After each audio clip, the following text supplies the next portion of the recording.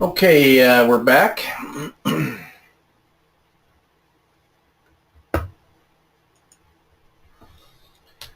right, so I'm going to go through this little quickly now, just right through the normal stack of things. When you listen to the weekend report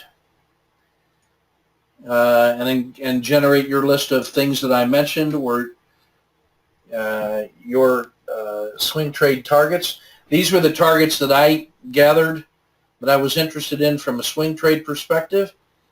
And if you listen to that report, you'll hear why I was. And many of these are symbols that we track anyway. There were a couple new ones in there that were big momentum movers, and I'm going to show you how I handled these exceptional ones. Because before, you've seen me frame the ones that are the usual suspects.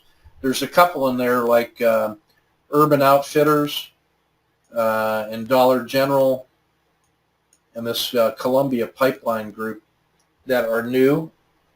And so there was an exceptional move that appeared in the blended monthly rebalancing lens. And so I want to show you how I think about trading these exceptional movers after the exceptional move occurred. Okay?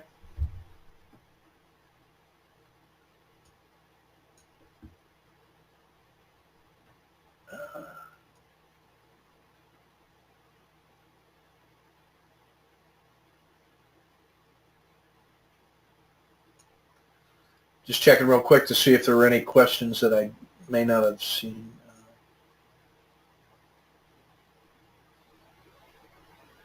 No, it looks like I answered. I think I answered the questions. Okay, so we're going to start with Apple. So Apple is in the bottom of this this long, ugly cup and handle looking thing, I suppose.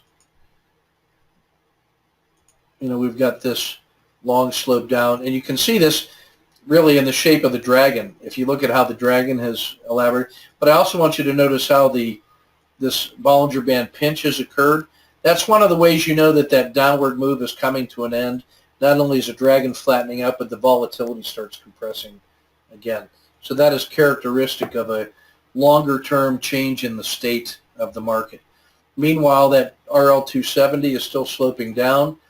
You can see that the 30 RL is down, but the river has started to curl up. The 30 has rolled up, and you notice that the 30 has crossed the 90. The 90 has started to roll. The 90 is in that 6 o'clock position, meaning it went like this, and now it's flat. So there's a lot of reasons to believe in Apple as turning the corner here. And since it's a must-own,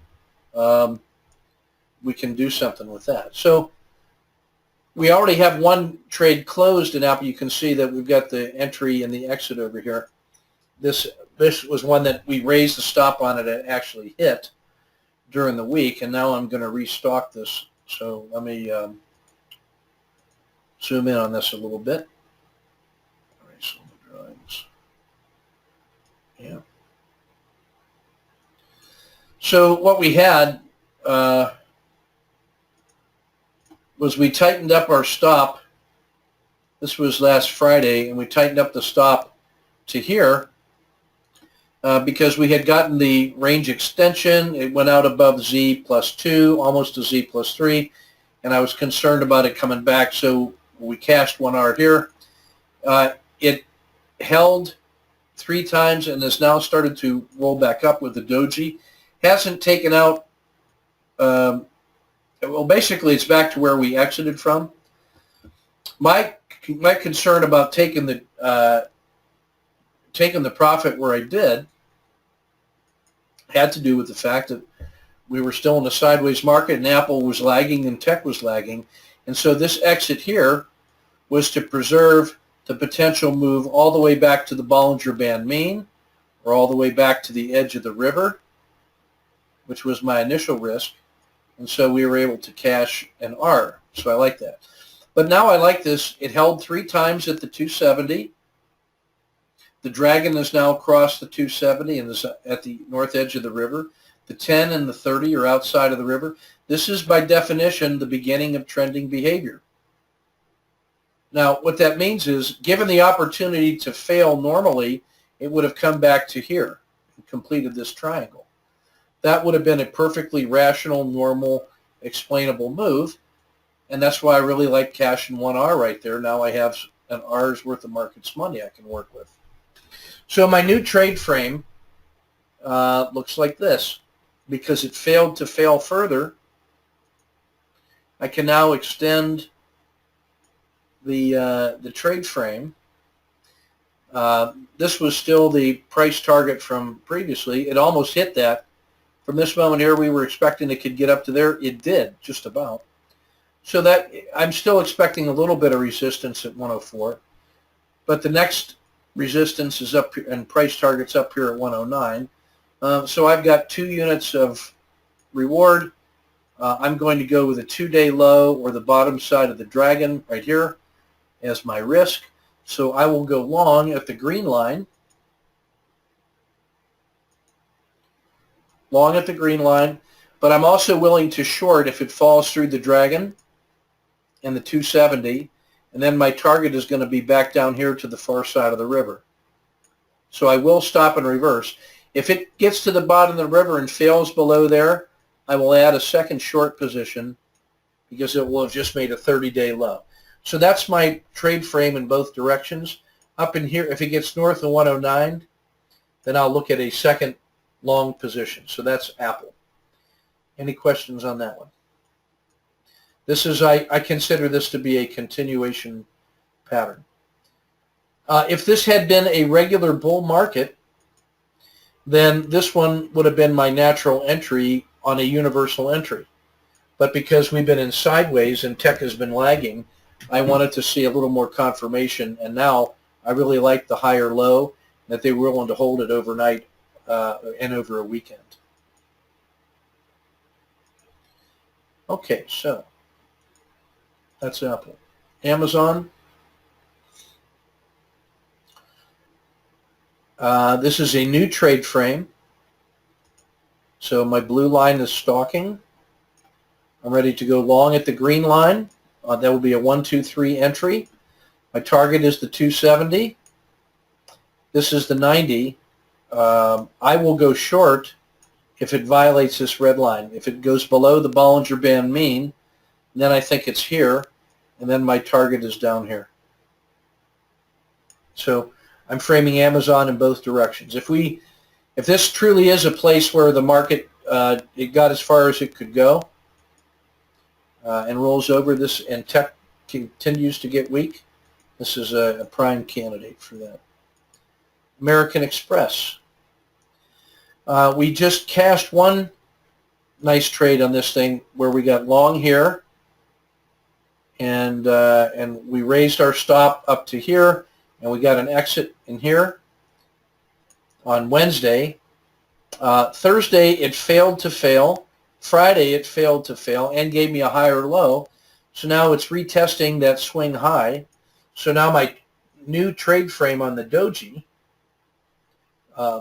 excuse me, looks like this.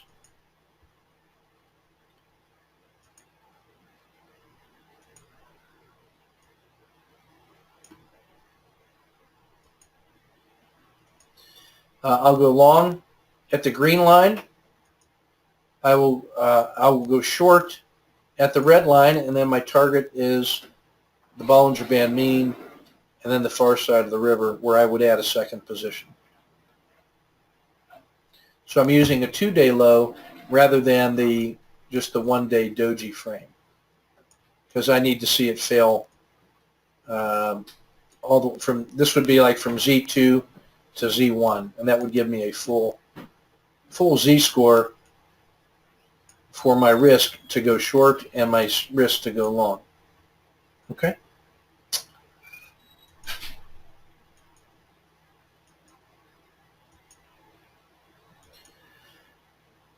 Caterpillar. Caterpillar, we cashed a nice trade that finished up in here. It gave me 1, 2, 3 days down. The bottom of the dragon held, and now we have a 1 and a 2, and now I'm waiting for a 3. So a 3 would be, the 1, 2, 3 entry would be 2 higher lows, and then it takes out the high of candle 2. So I'm willing to go long at the green line. I'm looking at my initial risk being about $1.20, so it's 5 cents below the swing or below the Friday's low, and I would be willing to stop and short at 70, and that's if we saw weakness in all of the metals and mining. And then my initial target to the upside is 75, the purple line. Now, if we look back a little deeper in time, if it can get above 76, this thing is free and clear. So I'm going to pull down one of my green lines, and this is where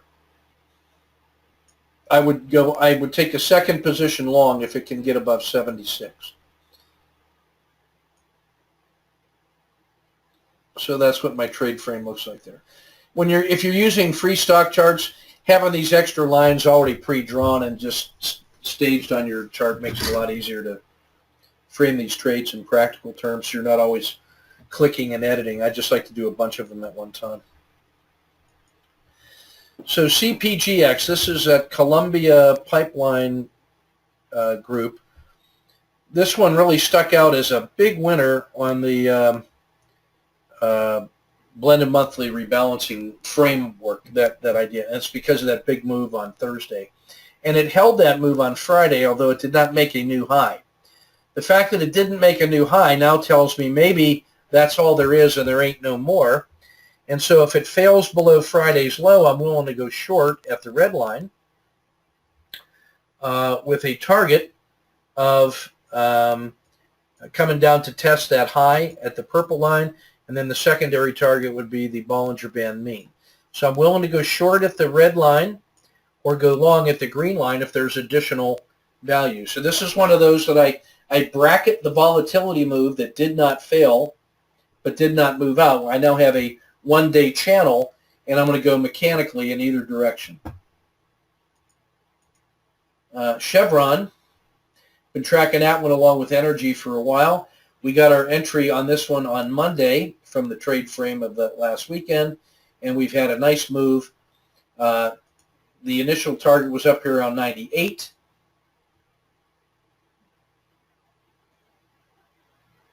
Yeah, Tom asked me, do I recommend free stock charts? Yes. The system that I'm depicting here, that's the RLCO framework, Tom. It's articulated in there. And you'll see there's a gazillion RLCO trade frames on the YouTube videos, and that they were part of this week's and last week's videos. Well, actually, Robert asked me if I would go through building a trade frame, basically indicator by indicator. I just didn't get a chance to do it this past week, but I will. And I would just tell you that after a while, it's not overwhelming. It's all part of an organic whole. So I will get that done this week. We're on spring break at the college, so I actually have some time. I can't imagine looking at a chart without these ideas now.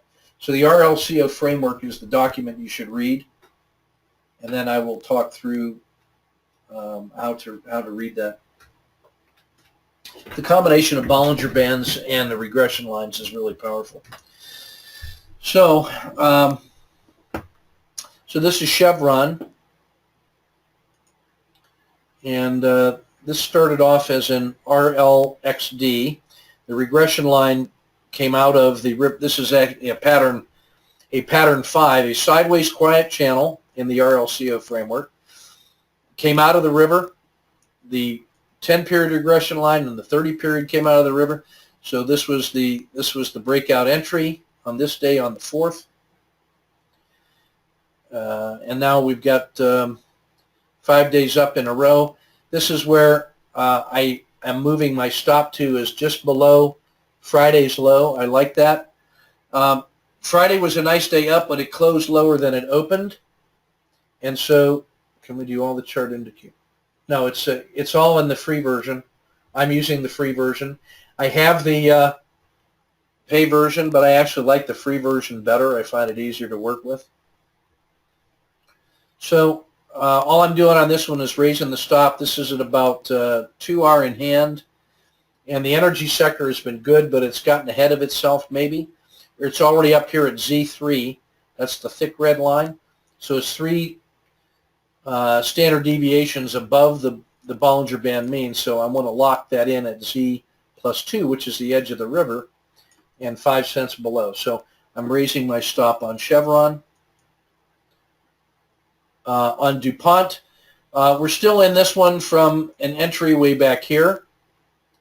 And it really hasn't done anything. The stop is down here below the, I actually got to pull it back a little bit to see the stop. Yeah, the stop was back here. So we're about half an hour into this one, and it's just mucking along. I like DuPont because it's in that material sector, and that has been leading the way. We got into this a little late when it left the river, but we're still into it, and I'm just monitoring. If I do anything, in fact, here's what I will do. I'm going to now, I don't want to give all that back. So what I'm going to do is add, that's my initial stop. I'm going to raise my stop to a 2-day low.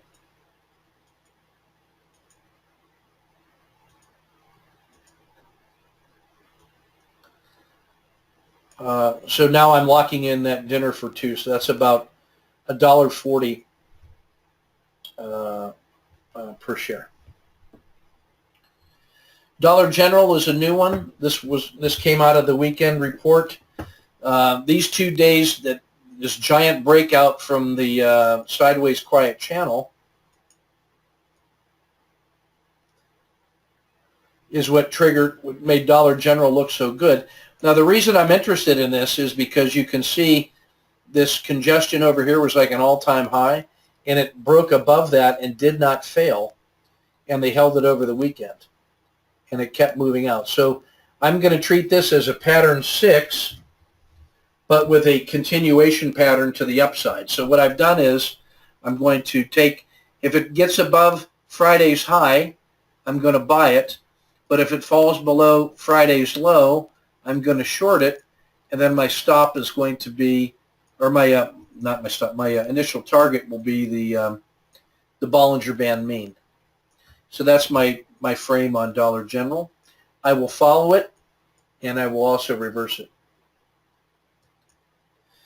So these are the diamonds. This is the Dow Industrials. I am raising my stop from down here. This is where we got our entry. I'm raising my stop. So let me see if you can see this. We got our entry here, and this was my initial stop down here. I'm now going to raise the stop up to here. It's about $1.50. And our upper limit target is this previous swing high, about 176.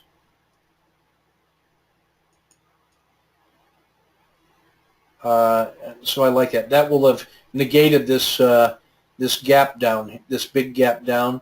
So if it gets up above here, I will add a second position, and then it has to get above about 180 for the all-time high. So I kind of like that one. DIA feels pretty good. Disney, this is one that we framed and entered a while back. We got our entry back here early in March on the 1st. It's really been kind of dead money, but it's resisted, and now it's maybe starting another leg up. And the fact that it made a higher low here compared to this low, I like that. It held above the Bollinger Band mean. So I am prepared to move my stop up below here and start reducing my risk on that one. So that's what I will do. In the Dow, no trade. We're just monitoring that one for Sinal. This is Devon Energy. We got our trade in the yellow box. We got our entry. Then we raised our stop and took an exit here. And then it held on Friday, and the energy sector was up, and it gapped above Thursday's high after a nice bounce off the bottom of the dragon. So I took this entry on Friday when it crossed back above its RL 270, and it closed above the swing high, so I'm really liking this one. I'm going to keep the stop here for now, but my targets are 26.40, 29 even, and I think this one can really go. The whole energy sector is turning, and you can see where these other prices. The next hump of the dragon is at 26. The monthly swing high is here at 29. Then the top of this dragon, the dragon hump at 32.5. There is a huge, complicated transaction right now. Does it make a difference? Not sure what you mean, Robert.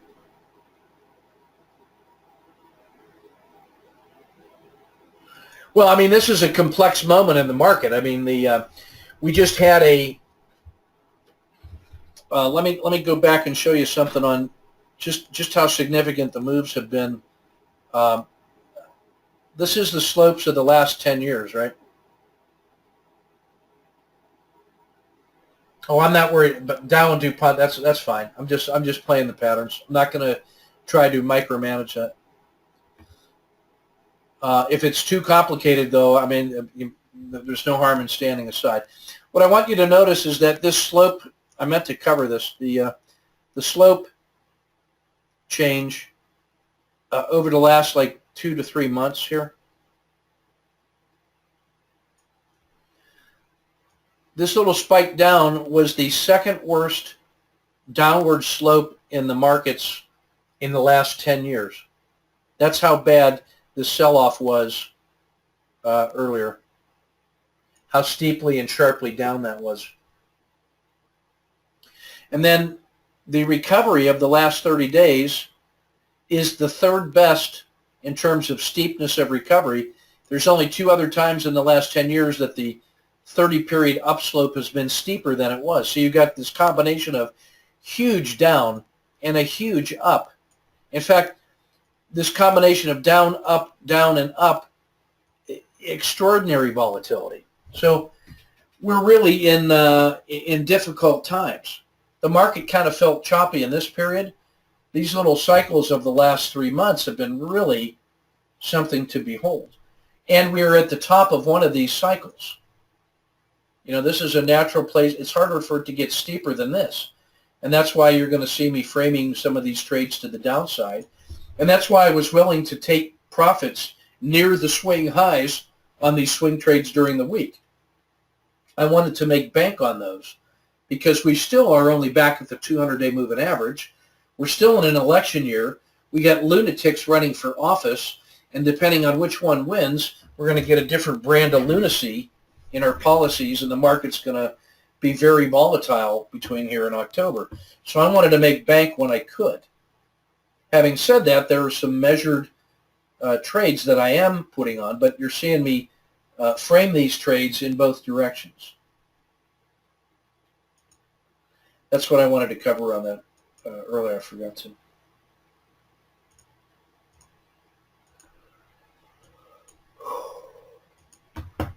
Okay, so that's Devon Energy. And where I am in Devon is had one trade in the bank. And remember, the dragon was down. It had been horrible. Here's the RLCO moment. That's pattern 1. This was the RLXD entry. There was the initial risk. Here was the positive trade for 5 days. And then took the second day and took it out and captured an R. And then it sold off and then held, closed nicely, opened up. I got it on Friday here at 23.60. My targets are 26.40, 29 even. This is my initial risk. I will probably move my stop up into here during the day if it starts moving in my favor.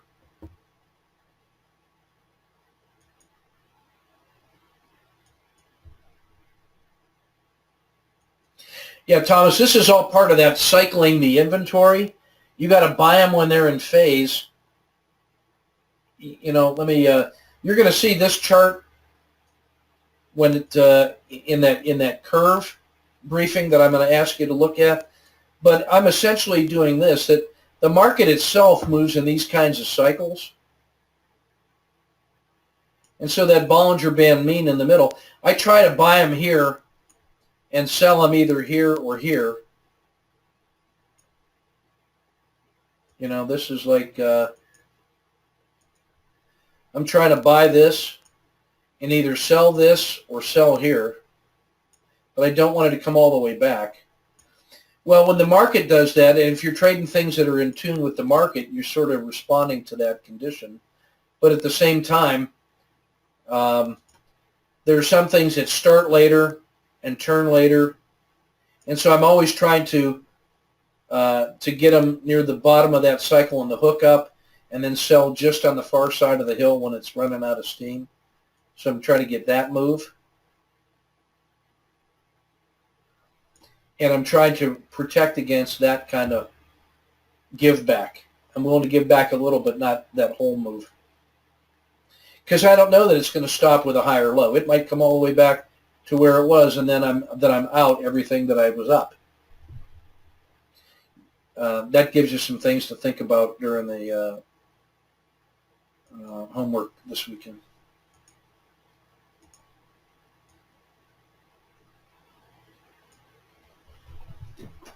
Yeah, there's some surfing qualities to it. So what I want to say, how that curve idea works here is, here was that big slope down, and now it curved up and started to roll over. That's enough for me right there. What I'm highlighting is the piece of the curve that I want. But it didn't fail all the way down to this level. Instead, it rolled up. And so the fact that it didn't fail gives me this resumption. It gives me this higher low. And now I'm in from 2360, and now I think it's going to go to here like this. Or if I'm lucky, it could go all the way like this. And then I'd be looking to sell here or here, like little shower heads. So tomorrow, as soon as it starts going up, I'm going to move my stop from down here and get it locked into the money, no lose plus dinner for two, and then it becomes relatively easier on my psychology. So that's Devon Energy.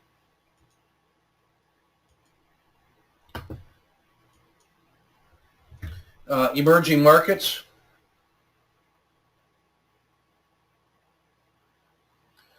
Well, yeah, Tom, I mean, it's the fact that it went down. I mean, it's keyed very nicely to oil. Oil cannot go to zero. I mean, the world runs on oil, for crying out loud. This is what that trade was like. It's been on this huge downward decline. We're going to see the same thing in Brazil. Brazil's been on a 2-year decline. So Devon did this, and then it didn't do that anymore. If it was going to keep going, it would keep going, but it didn't. Instead, it did this. And then it moved up far enough to meet some kind of criteria that said, you know what, the difference between that and this is enough that maybe it's going to do that. So as it starts moving up, as soon as I can move my risk to no lose, then I feel good. And what I'm really looking for is this trade from here to here. Yes, exactly. And remember, these cycles happen with market, sectors, and then target. With 50% of it being the market, 25% being the sector, and 25% being the target. In this case with Devon Energy, it's the energy sector and oil.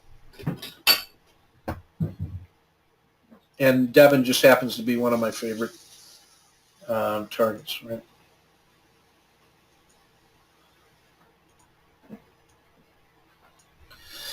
So here's emerging markets. Now, emerging markets has been horrible too. Lest we forget, this is what the 2-year cycle in emerging markets looks like. I mean, surely we can't forget that. This thing used to be at 45, and it sold off from 45 down to 28. That's a 50%. 50% sell-off. And you can see the slope, the RL270, that's the fair value, the long-term fair value. But notice this. It no longer failed. If it was going to fail, it would have kept going down here, but it didn't. It gave us this much. So let's zoom in on that.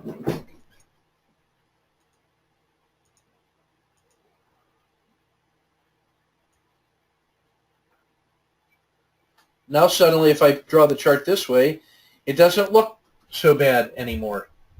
In fact, let's remember what that RL270 does for us. It tells us what the long-term fair value of the long-term holders is. It's been down for 2 years.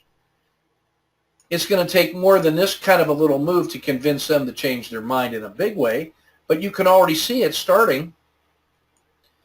The slope of that 270 is starting to flatten out. You can see that the 90, which is 3 times faster, instead of going down, it's already curling up. It's past the 6 o'clock position. It's already curling up. The 30 curled up and crossed the 90 and crossed the 270 and is now going up. So you can see how these things are starting to vote over time. Failure to fail further is information. So on the basis of that, we had a swing low, another swing low that was higher, and all we did was take this trade from here and made this trade, one and then back.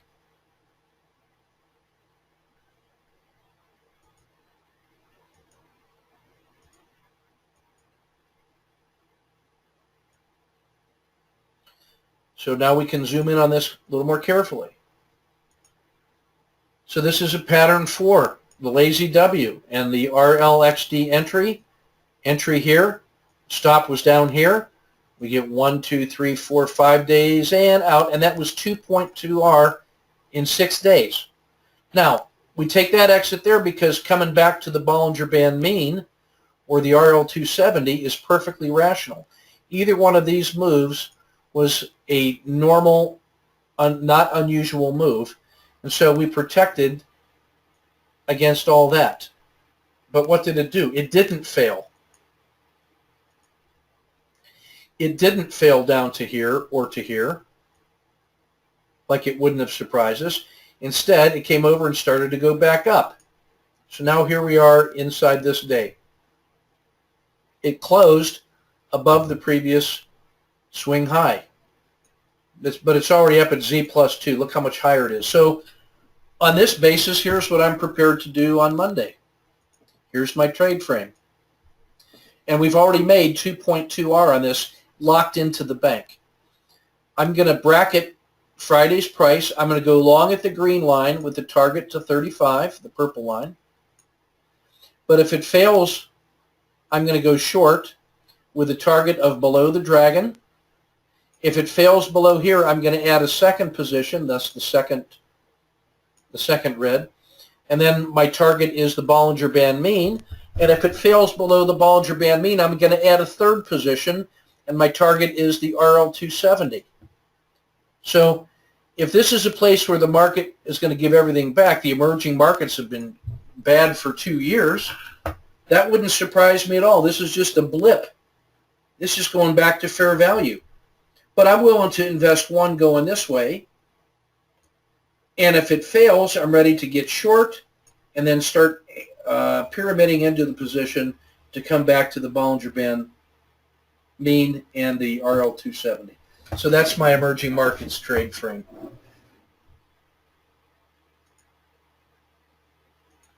And again, what I want to show is this trade from here to here is 2.2R, and then that's a counter trend trade, so there was no reason to hang around because my expectation is still that it's down because look at all this downward action. Of course it's horrible. So I don't believe in this trade. I'm just framing it. Okay. one of our frog champions. This is the same trade now in Mexico. We take the second entry, this RLXD. It didn't fail, so we buy it here with the stop just below the dragon, and we get a half an hour out of that one. And now it didn't fail. If it was going to fail, it would have come back to the 270. It didn't. Had a nice tight range on Friday and closed well. I'm going to buy the green line, and I'm going to sell the red line. And if it fails, my target is the Bollinger Band mean and the RL270. My target to the upside is 54.5. Brazil, this is the same trade. Only we're still in this one. Brazil was even better than Latin America. If you add Mexico and Brazil together, you get Latin America ILF. But here's one. Look how bad Brazil has been. I mean, it's been horrible. It's gone from 55 to 18. It lost 70%. And it probably was, Robert. I'm sure it was. I mean, this Brazil trade is a washout pattern too. It was a washout pattern, but way back in here. But that's a hard one to believe in. But this one where it didn't fail below this swing low, at some point you got to say, hey, there's something to this. It's failing to fail further. So the actual trade we took, starting back here on end of February and 1st of March, is this failure to fail. The green is this green arrow here. And our initial risk was below this swing low. And so we're holding, this is almost 5R, maybe even 6R, because this orange line is is our risk. Yeah, this is our risk box right here. So 1, 2, 3, 4. This is about 5R. Either one of them, Robert. The washout frame is always going to be the first one, but it's the one you believe in the least. And after a while, the RLCO framework takes over, and then you can start getting continuation patterns using the pattern 1 through 7. Washout to get you started, RLCO to manage it routinely. So this is one where we got the entry. It didn't fail after these 3 days in a row up in here, and it's feeling pretty good. That sideways, it broke to the upside and closed well. This is really good. So last week we raised our stop to here. This week we're going to I'm going to raise my stop to that 1 day low.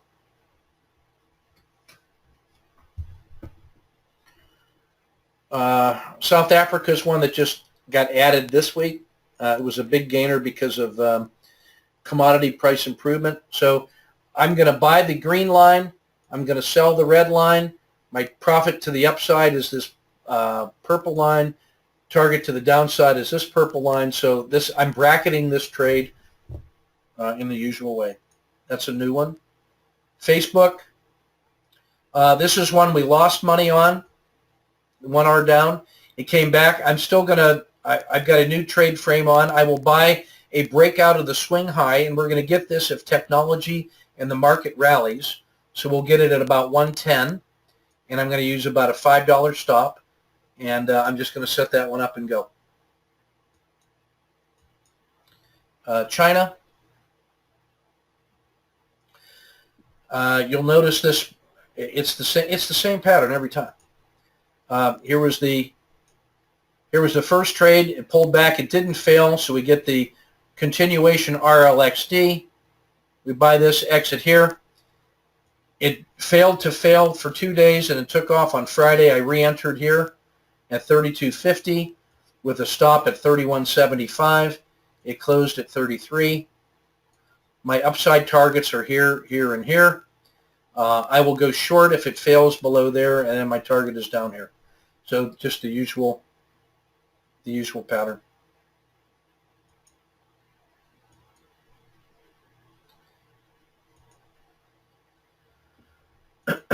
Gold.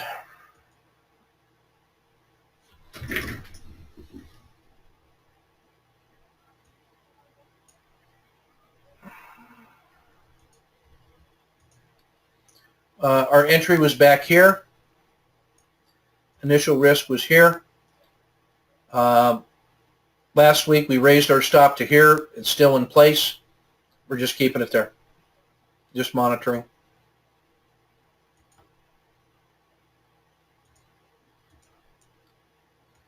Google's a new one. I'm bracketing this trade. Oh, I'm sorry. We got the entry on it. I had a sideways quiet channel breakout on this one, and we got the entry here on Friday, and my stop was here. This will be a stop and reverse if it fails. My target is the RL270, and so we're a little bit into this trade already. So we're long Google right now.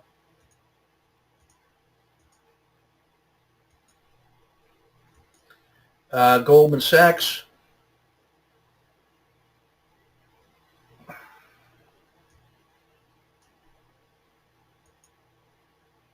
Finance has been beaten way down.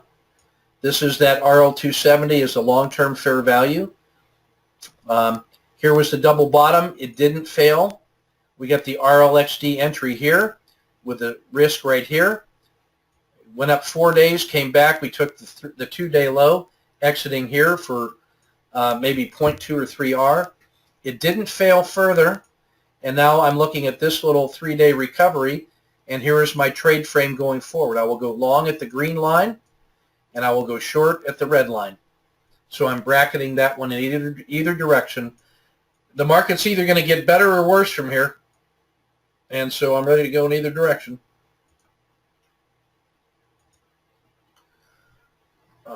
The Russell small caps has been the worst of the 10 big indexes. Here was the RLXD entry. 11 days up, took the 2-day low out for 2R. It didn't fail further. It's holding at the RL270. I'm bracketing the 2-day trade frame like this. I will go long at the green line, short at the red line. My upside targets are 113 and 119. And you can see the downside targets here, here, and here. Just the usual stuff.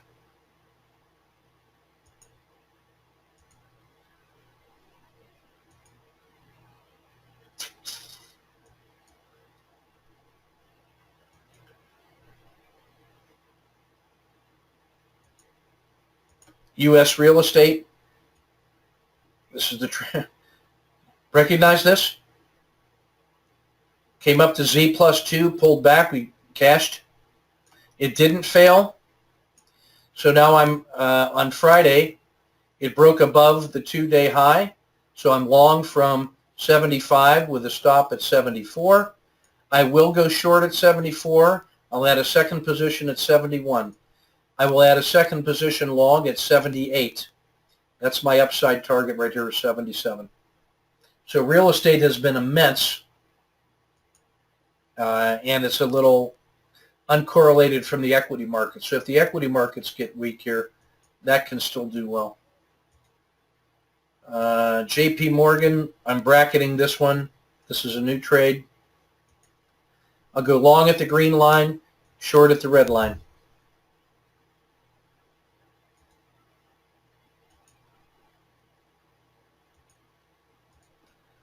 Coca-Cola. We're still in this one. This is one I've got to raise the stop on, though. We got this trade here with our initial risk down here. It mucked around, and now instead of coming back, it took off, so now it's up at Z plus 2. So now I'm about almost an R into it. I need to move my stop up to a 2-day low. I'm going to raise my stop to there.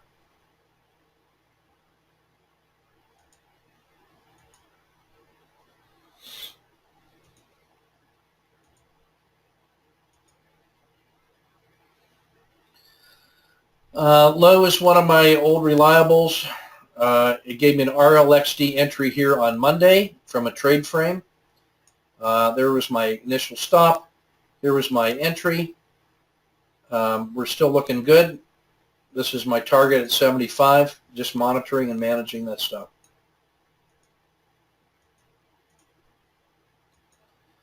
McDonald's, hooray. This was dead money for the long while. We got the entry here with our risk down here, and finally took off at the end of the week. I'm going to move my stop up to Friday's low at 120. My first target was 123, then 125. No reason, Gil. It's just you got to trade something. TNA works just fine. So does the Russell 2000 futures contract. IWM is just the baseline. It's just as easy to see that as it is to see it anywhere else. All comes down to how much risk you want to take. Microsoft is still kind of semi-dead money. It's in the money, but still less than 1 hour. Got our entry on this day here with a risk down here. So that was our entry and our initial risk, and now we're about half an hour into it, maybe. Profit target is still up here. I'm going to move my stop up into just below the dragon tomorrow. Actually, Gil, the reason you got to answer your own question. You decide which one you want to use. You should not worry about why I use one or the other. The pattern is going to be exactly the same.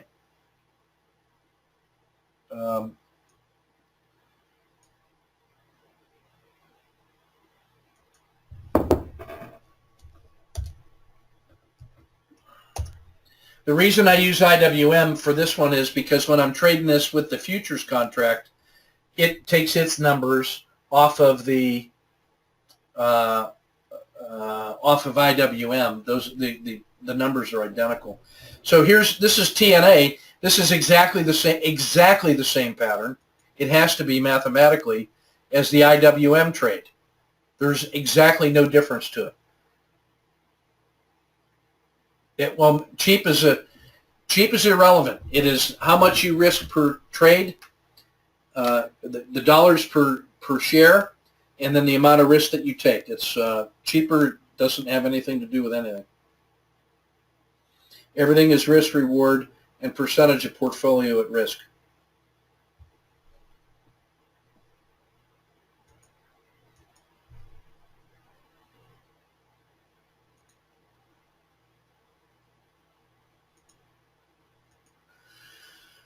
Let's see, Nike. Nike is pretty much dead money, although it's in a good position right now from one of the patterns. It was a 551W, I believe. So we're still into it long from here. Our risk was down here. So we're just barely in the money right now. This is one where if I was smarter or sharper, I could have gotten this exit here. But as it is, I'm still into it. This is still my target to the upside. I'm hoping the fact that it has a higher low is going to help me out. So we'll see how that shakes out.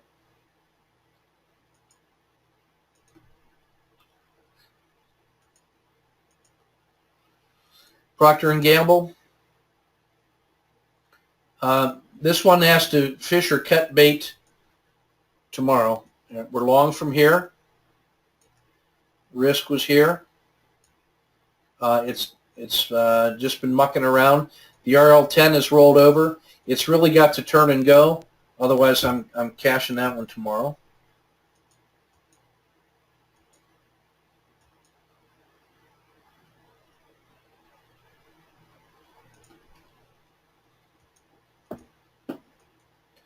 Just a quick look at the S&P.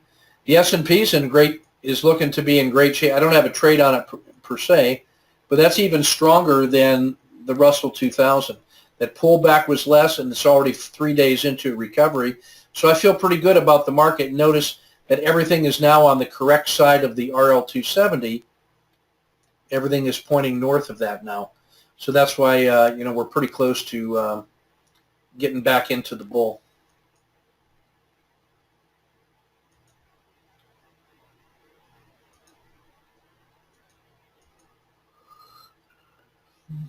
Tesla, I'm going to raise the stop on this one again. So we got the RLXD here at the turning point of the dragon. Our risk was down here. Our entry was here. We've got this trade in hand. Last week we moved our stop to here. It held all week. I'm probably going to nudge it up just a little bit further. I'd like to see it get through the 270 and go. So let's see it do that. Go Tesla.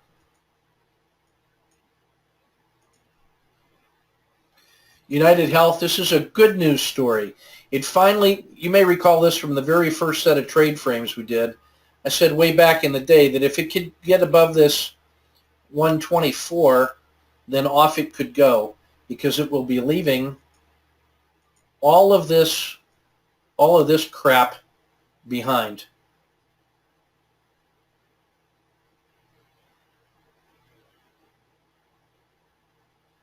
So all of this stuff just got negated, to borrow Robert's phrase. All of that was negated by this price action here, and this thing could just really, really go. And what I like about this is that healthcare had been dominant for 2 and 3 years ago, but last year suffered. So here's United Health finally coming out of the shadow of Obamacare, and this thing could really go. And we got a nice entry on it from way back here. So I'm looking to pyramid on this one longer term. I really, really like that.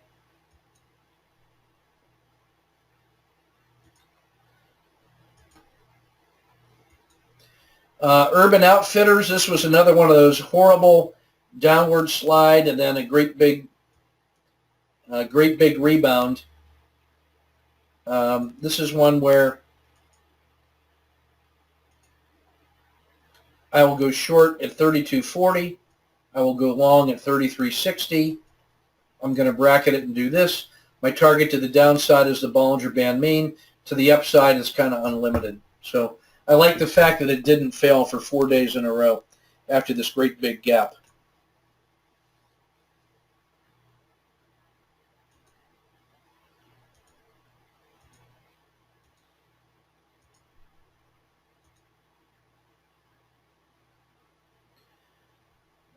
Oil did not fail. That's good. Remember, oil had been suffering, and it failed to fail further. So we got our RLXD entry. We cashed this one. It did not fail. I'm now going to bracket this. I'm going to get long at 10.50 with a dollar stop. So there's still room and energy to go.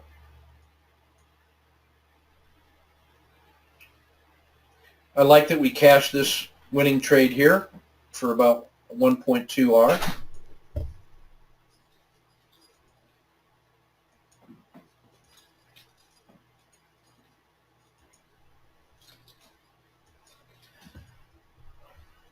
VIX is nice. We've been short that for a while. We initially got short here at 25.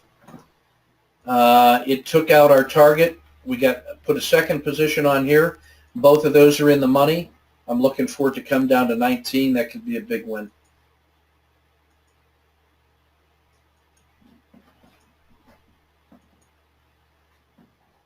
Verizon has been one of the 3 strongest in the Dow for a while. This was our trade frame. This was the day we got the entry. This was our stop. We last week raised our stop to here. It did not fail. I'm going to look at raising my stop up to just below the dragon to lock in no lose plus dinner for 2. Walmart.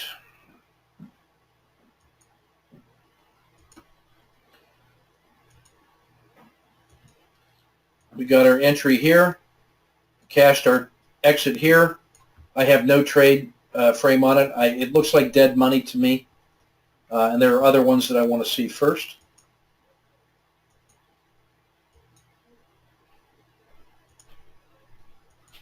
Win has been a prime intraday as well as swing trade candidate. We got our nice entry here at 68. We cashed at 84. It didn't fail back. In fact, it gave us a 1, 2, 3 entry on Friday, So we're back in at 86, target 102. I will stop and reverse at 80.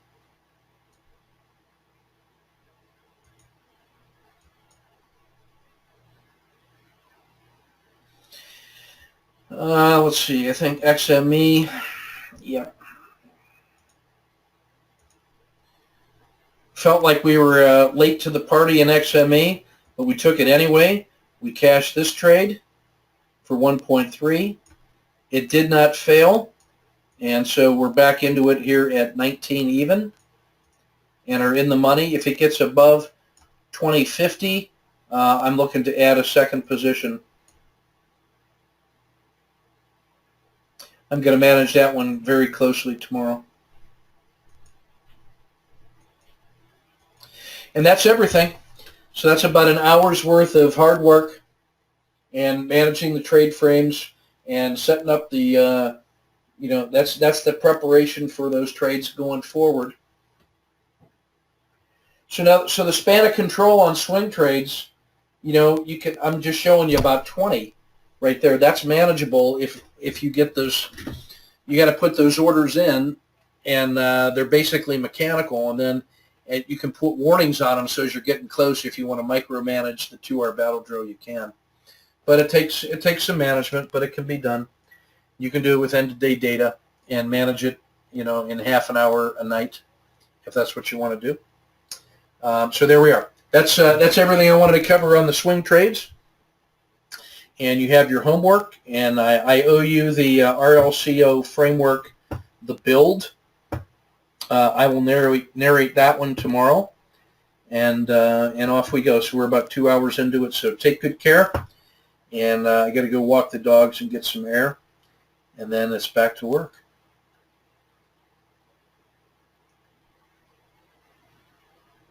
Oh, I do, Robert. I listen to myself all the time. I rehearse this one time, and then I give it, and then I can hear it as I'm giving it. So, and I'm taking notes. So, appreciate it. You guys take good care. We'll see you in the chat room.